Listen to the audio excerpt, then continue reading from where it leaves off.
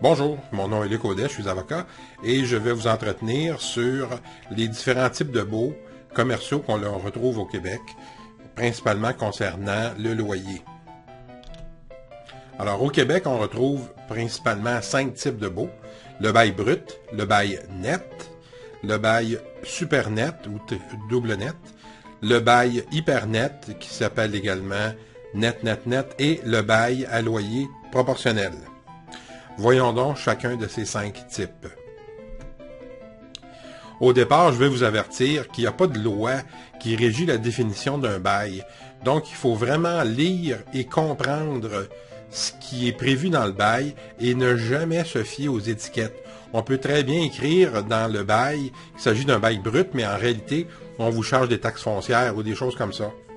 Alors, prudence élémentaire, obtenez la liste détaillée, complète de toutes les dépenses que le propriétaire veut vous charger avec le montant pour l'année 1 du bail. Comme ça, vous n'aurez pas de surprise. Et si jamais il essaie de vous ajouter des sources de dépenses, ben vous pourrez contester correctement.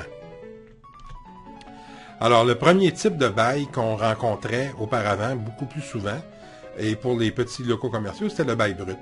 Alors, dans ce cas-là, c'était assez simple. Le locataire paye un montant mensuel fixe et le propriétaire est responsable de l'universalité des dépenses d'exploitation. Alors, tout ce qu'il avait à payer, c'était son loyer tel que prévu par le bail et il n'y avait rien d'autre.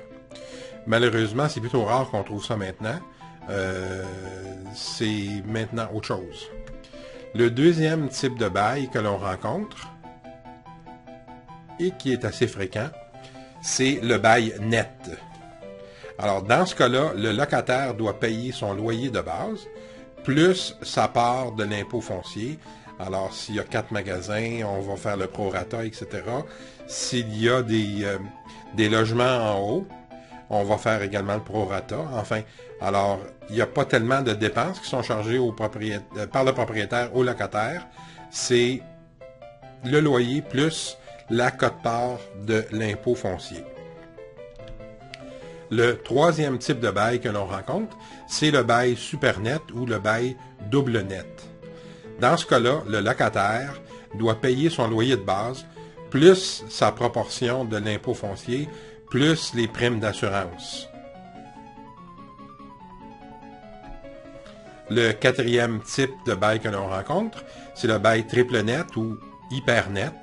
Alors, dans ce cas-là, le locataire doit payer son loyer de base, plus l'impôt foncier, plus les primes d'assurance et plus l'entretien et les réparations de l'immeuble. Historiquement, c'était surtout dans les bâtiments industriels qu'on voyait ça. De plus en plus, on remarque que les propriétaires essaient de refiler l'universalité des dépenses à leurs locataires. C'est certainement bien correct de le faire comme ça, en autant que le loyer de base tient compte de ces dépenses-là et évidemment de la valeur marchande locative d'un endroit. Et finalement, le dernier type de bail que l'on rencontre, c'est plutôt dans les centres d'achat. Alors, c'est le bail à loyer proportionnel. Alors, le locataire d'un centre d'achat doit payer son loyer de base, plus un pourcentage sur ses ventes, sur ses recettes.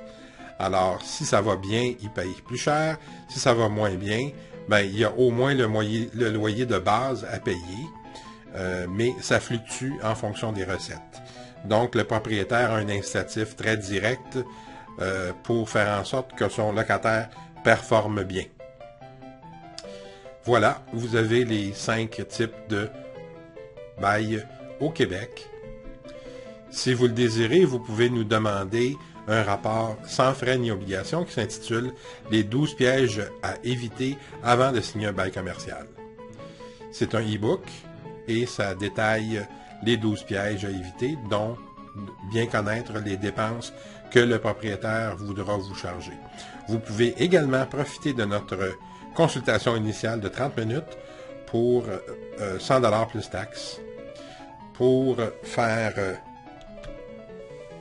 la demande du rapport ou faire la demande de la consultation initiale, vous n'avez qu'à me téléphoner, Luc Audet, au 514-954-9600 ou m'écrire à mon adresse courriel qui apparaît présentement sur l'écran.